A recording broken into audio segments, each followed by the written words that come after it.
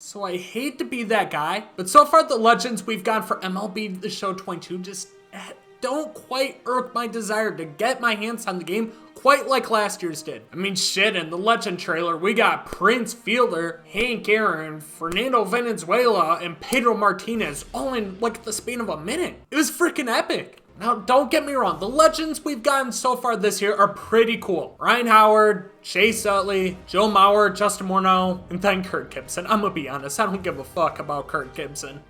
I just feel like we're missing something still. But that is what we are going to be doing today. We are going to be going through all 30 MLB teams and giving one realistic legend we could see in this year's game. Realistic means we got to get into the mind of STS and think, what would they do to fuck this up? On a serious note, we just got to think like they would. So essentially, any guys from the steroid era, Barry Bonds, Sammy Sosa, Mark McGwire, Roger Clemens, none of them are realistic options for at least this year's game. But I mean, it doesn't mean we don't have some big time legends in here, and we got some from all eras too. But hopefully we see a handful of these guys. But let me know in the comment section, who do you want from your team to be in MLB The Show 22? And if this video gets to 20 likes, I will post a part 2 with different legends for every single team. Starting out with the Arizona Diamondbacks, we have to go with the big unit, Randy Johnson. So he was actually teased in the first trailer, so there's a very realistic possibility he is in the game. But since that, they have completely taken him down, and we have no idea why. But if Randy Johnson's in the game, he's probably my favorite legend release since Babe Ruth. One of the best pitchers of all time. He's going to be a lefty, which we desperately need. He'll probably get outlier, have a nasty sinker, probably a 5-pitch combo, and he can get a plethora of different cards. He won a Cy Young Award with the Mariners, like you were seeing in this card right here. Plus, like, look how fucking sick that card is, man. He also won 4 straight with the Diamondbacks. He could get a milestone 300 win card when he was with the Giants. Shit, man, I'm telling you, if Randy Johnson's in the game, I'll fucking lose it. For the Atlanta Braves, I'm going with Javi Lopez, who was a catcher. Javi Lopez had some really good seasons from the catcher spot. He hit 43 home runs in 2003. So ideally, if he was in the game, he would get a Silver Slugger card, maybe a signature series. But it would add a big time power bat to the catcher position, which we really don't have a lot of. Joe Mauer, who's already a confirmed legend, I feel like would be better than any Javi Lopez card we would get, especially considering he won an MVP. But catcher's a very weak position with not a lot of power, so Javi Lopez, adding him to the mix would be a good add. The Orioles are one of those teams where a lot of their big time legends are already in the game. Could go with somebody like a Rafael Palmeiro or somebody like that, but I'm going with Mike Mussina. I feel like most people that play MLB The Show will remember him from his time with the Yankees, but the guy was a stud from the 90s to the 2000s with the Orioles. He had multiple top 5 Cy Young finishes, won a few Gold Gloves here and there. Realistically, the only card he could get is a signature series or maybe a prime if they decide to add more of those in the game. He wasn't anything flashy, but he is a borderline Hall of Fame pitcher. And like I said, the Orioles really don't have too many more guys to add. You think of anybody, shit, let me know in the comment section.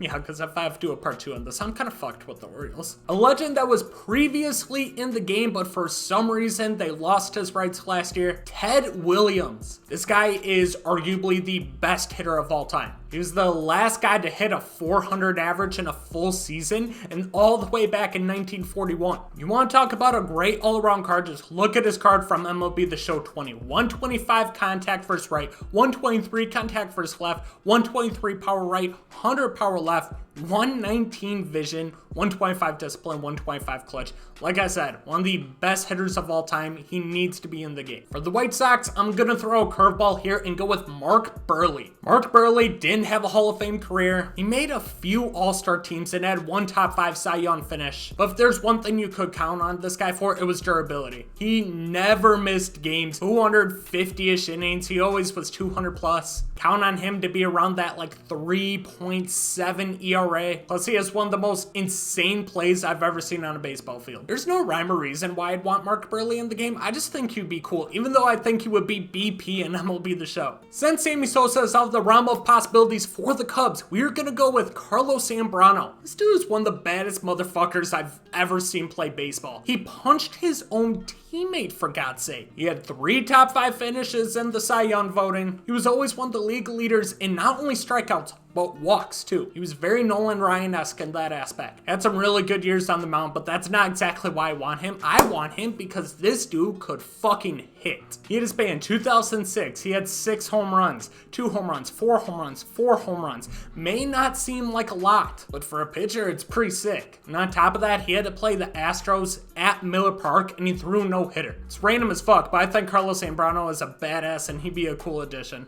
Representing the Reds is probably one of the biggest additions I would like to see. No, it's not Pete Rose. Plus, I think a Pete Rose card would suck in MLB The Show. It's Frank Robinson. I think he was the first guy to win the MVP in the NL and the AL. Like, if we're thinking about hypothetical live series collection rewards card, Frank Robinson would be like top tier of guys that should be it, because he literally does everything with a bat. Power-wise, he was anywhere from 30 to 40 home runs, had almost 50 in 1966. He actually won the Triple Crown that year. A career batting average of 294, 389 on base, and a 926 OPS in a 21-year career. And just to add more gas to the fire, he had a 154 OPS plus in 21 years. I feel like Frank Robinson is one of the most under-talked about stars of all time. You can argue he is a top 10 hitter of all time. The Indians are, I should probably start calling them the Guardians now, formerly known as the Indians. This was a tough one. I couldn't think of really any major legends that need to be added. So let me know one you'd like to see, but I went with V-Mart. A switch hitting catcher to the mix reminds me very much of Brian McCann back in his days. Had some decent power seasons, 32 home runs in 2014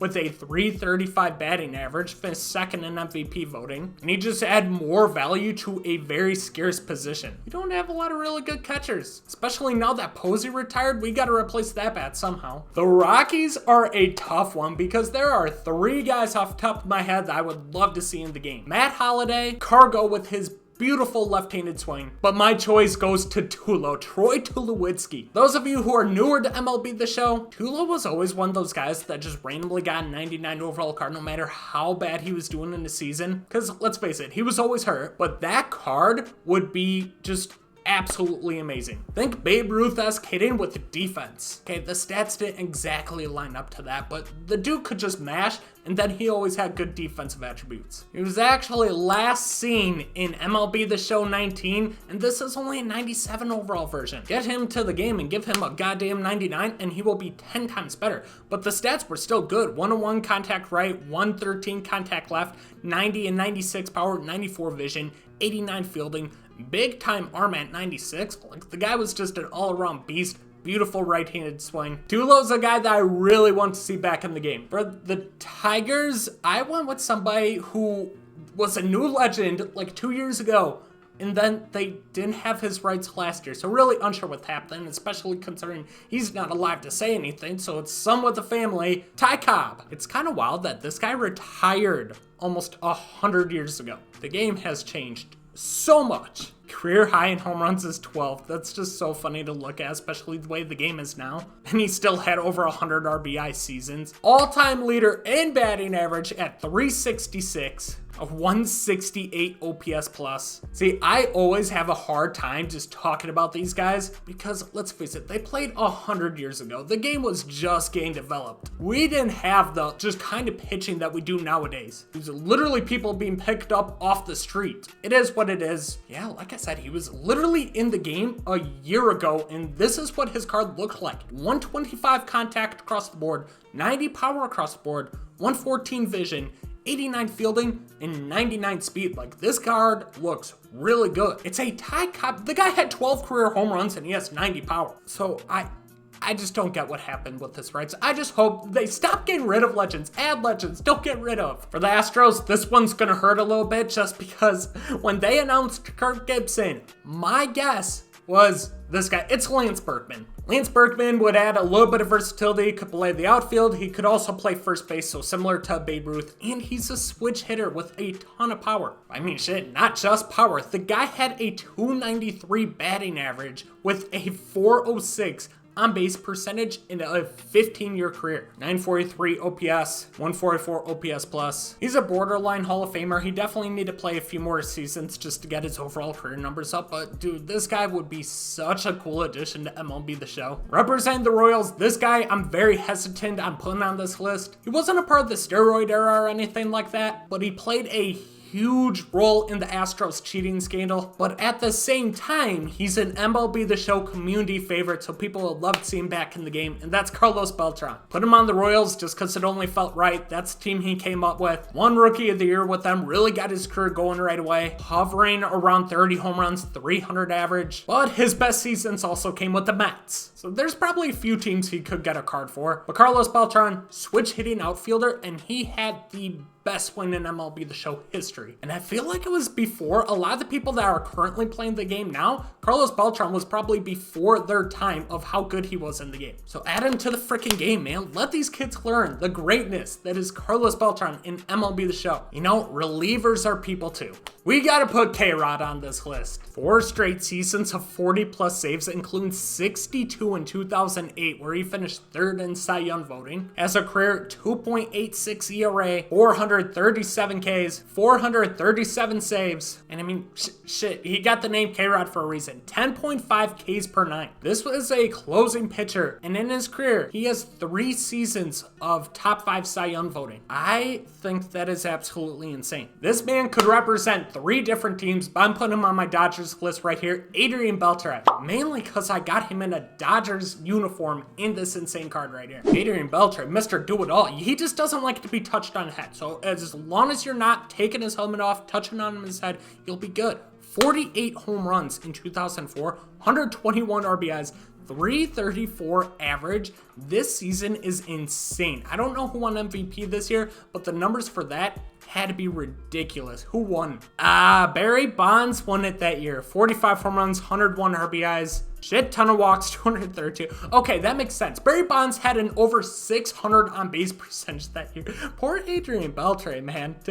Barry Bonds stole that MVP away from him. But he could hit for power, could hit for average. He played Gold Glove defense. Dude, Adrian Beltran, he's like top of the list for guys I want to see in the game. I think he would be really good. And like I said, he could get a 99 caliber card with 3 different teams. The Dodgers, like this one, the Mariners, or the Rangers. This guy should be in the game just because of how many times he's tweeted that he wants to be in the game, and all SDS has to do is contact him is D-Train. Like, I've never seen a player go out of his way to tweet at the company be like, hey boss, put me in the fucking game. So we got this sick card of him right here. Hopefully we can see something like that in this year's game. Roller coaster of a career. Started out hot. Rookie of the Year, finishing 2nd Cy Young voting a few years later. Then after that, man, it just went downhill, like way downhill. ERA 9.38. He couldn't stay healthy. Injuries derail a lot of careers. D-Train fell victim to it. But he's one of those smaller legends that I think will be kind of cool to add to the game. Funky wind-up, had a good change-up, probably won't be a 99, probably best guard would be around 95, 96 overall. So he's one of those smaller legends. Another smaller legend with the Brewers is Ben Sheets. Very short career, injuries kind of derailed him a lot. And overall, he was pretty damn good when he was healthy. He does not walk, guys, only 2.1 walks per 9, but he had a big-time fastball. He had an 18 strikeout game versus the Braves, I think, in 2004. So Ben Sheets is very similar to somebody like El Duque, who they added a few years back. Very small legend that would probably go unnoticed, but you could still give him some decent cards. Man, Twins have gotten a lot of legends over the past 2 years. Kirby Puckett, kinda. And then going into this year's game, it's already announced that Justin Morneau and Joe Mauer are going to be in the game, which is huge. So odds are they're not going to get another legend, but hey, let's throw in one more. Let's go Johan Santana. You talk about a prime of a career. This guy's got to be up there. One of the most under-talked about primes, I think, ever. Like, this guy was a Cy Young contender every single year. He won 2 in 3 years, finishing 3rd in the one he didn't win. Finished 5 a year after that, 3 a year after that. Constantly under a 3 ERA. One of the best changeups of all time. So I do think he would be decently effective in MLB The Show. Then towards the end of his career, it was really health concerns, a lot of injury issues that kind of forced him into retirement. I mean, shit, even in 2010, he played 1 1 year after this, he had a 2.98 ERA. But give him a Cy Young card. He led the league in strikeouts, led the league in ERA plus, FIP, WHIP, hits per 9, and Ks per 9, which was only 10.5 back then, damn, and a 2.61 ERA. The guy was dominant in the prime of his career and would be such a good addition to the game. Like, please, for the love of God, get Johan Santana in the game, and hopefully more people learn about him. I feel like he's just not talked about enough. Representing the Yankees, it should be pretty obvious. We all got fooled thinking he was already coming to the game, but now we don't know. But man, it just makes too much sense to add him. Get Derek Jeter into the game. He's insanely marketable and liked by MLB as a whole. He's one of the faces of baseball. Everybody, even non-casual, whatever, baseball fans know who Derek Jeter is. I don't know how good his cards would be just because he was never a big-time power hitter. He's more of a contact hitter, which doesn't always transfer the best in MLB The Show. And his defense is a little overrated, but I'm sure SDS would probably juice that up a bit. And he would get some sick fielding animations. So I'm just hoping, hear me out, I'm just hoping that we get a legend trailer in the next week or two, and Randy Johnson and Derek Jeter are in it. Hey, fuck, you do that, you sold me over. I mean, let's be real. I'm gonna buy the game regardless. But dude, I want Randy Johnson and Derek Jeter in the game so bad. This one, I do think he has a good chance of being in the game just because we have the MLB The Show cover pack. We've already gotten Ryan Howard. We've already gotten Joe Mauer. Really, the only other guy we're missing is David Wright. A lot of people want him. Had a very good career. He makes sense as to what they're doing this year with really marketing that cover pack. 30 home runs, 100 RBIs, 300 average, 400 on base. David Wright could do it all. Adding another third base to the group, I feel like there's not enough third basemen, so add another guy over there would be pretty nice too. Speaking of third baseman, how about representing the A's? We talking about a guy that I really haven't seen too many people talk about, and that's Eric Chavez. His career wasn't spectacular by any means, but he had a couple really good seasons. 32, 34 home runs with over 100 RBIs, 280 average, 29 home runs with about a 400 on base here. He was a Gold Glove winner, so he probably would get a hardware card. He's just one of those guys, he probably won't get a 99 overall card, but maybe like a 96, 97 overall with some decent pop, decent average. He'd just be a decent all-around card. I said this in my video the other day. You added Jimmy Rollins like a year or two ago. You added Ryan Howard and Chase Utley going into this year's game. Bring the whole core together and get Doc in the game. Roy Halladay would be such a sick addition. He could get a 99 with the Blue Jays. He could get a 99 with the Phillies. He could get a milestone card for throwing a perfect game in the playoffs. He won Cy Young in the American League with the Blue Jays. He also won it in the NL with the Phillies. He was one of the best players of that past decade. He's a fucking legend, RIP. Hopefully we can get his rights secured and we can add him to the game because I do think he would be a really fun addition and a lot of people would like to use him. Add more versatility to the rotation. I'm sick of seeing the same 3 pitchers in every single matchup. We need to add more endgame guys. Roy Halladay is one of them. I'm telling you right now, the Pirates is impossible. Every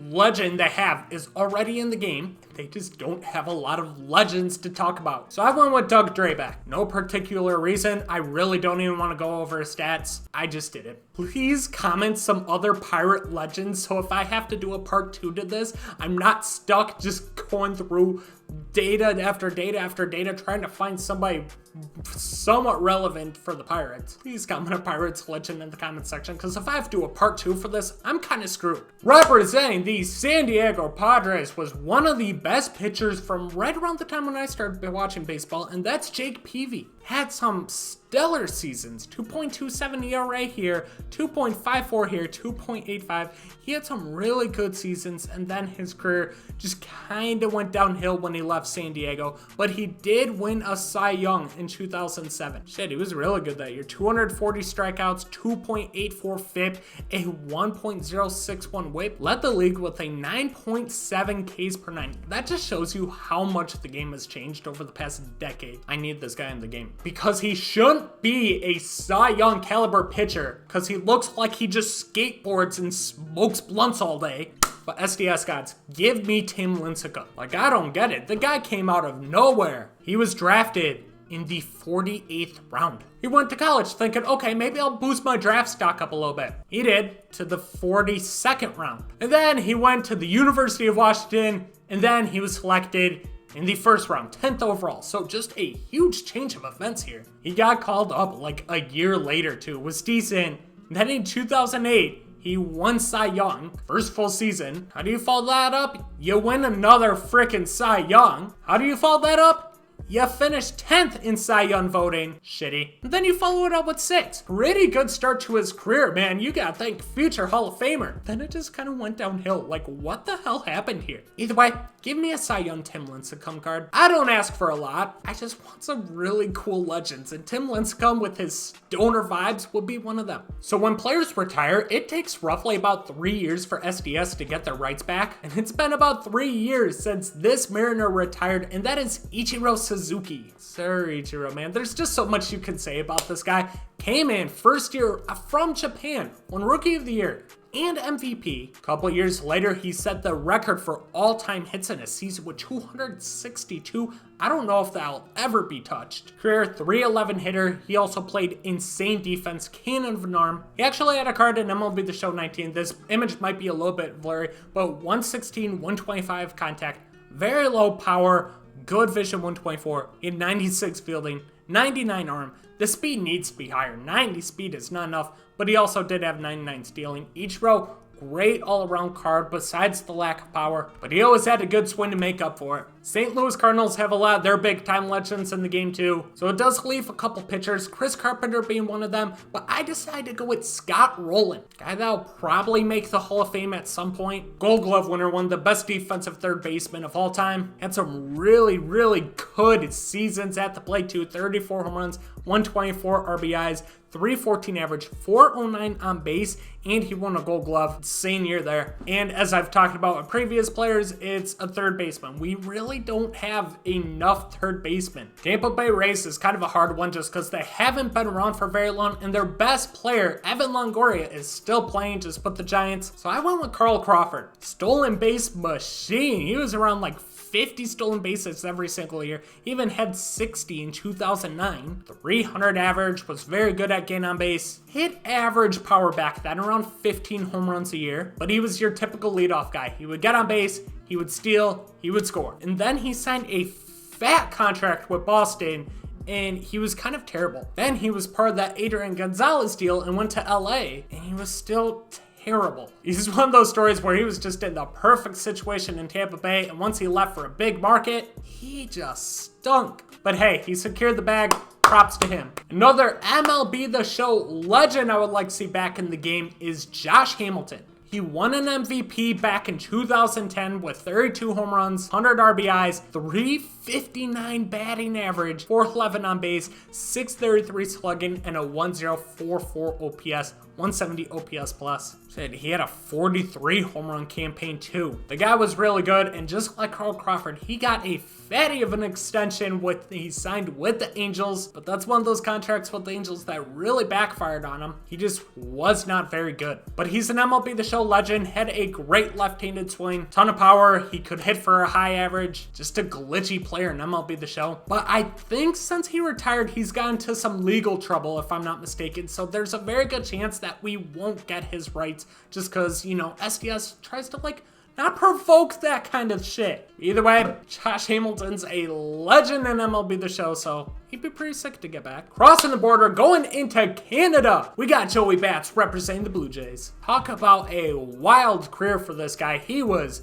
terrible for Baltimore, Kansas City, Pittsburgh. Then all of a sudden, he gets traded in his age 28 season. And it took till his age 29 season, and he had 54 home runs just out of nowhere. Followed that up, he had 43 home runs. Safe to say, this guy was an ultimate power bat. Big time right-handed power. I just think it's funny, you just don't see players till their late 20s to finally get it to click, especially after you've moved around from team to team to team to team. But if you brought him back to MLB The Show, he'd obviously have some big time power, some decent contact. I think his stats would look very similar to Prince Fielder in terms of contact, but maybe slightly more more power. Then finishing this video off for the Nats, I'm bringing back an old legend, and that's Andre Dawson. Reason being is because he was one of my favorite cards to use in like the previous MLBs. He was so damn good. Big time power. He had 49 home runs this season, almost 140 RBIs. God damn. Cannon of an arm. You know what? Let's just take a look at his stats. Yeah, he was one of those guys that was in last year's game. Then he got taken out for whatever reason. This card nearly isn't good as his 2019 version, but still over 100 contact,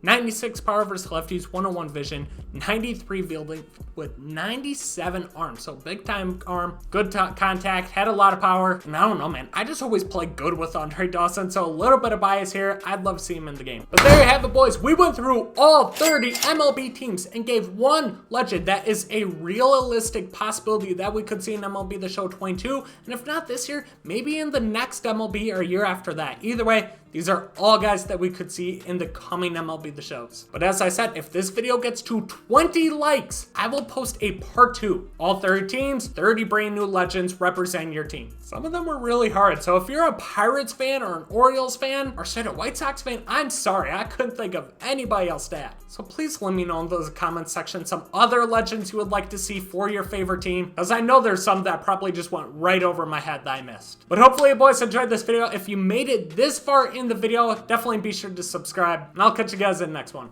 Peace out.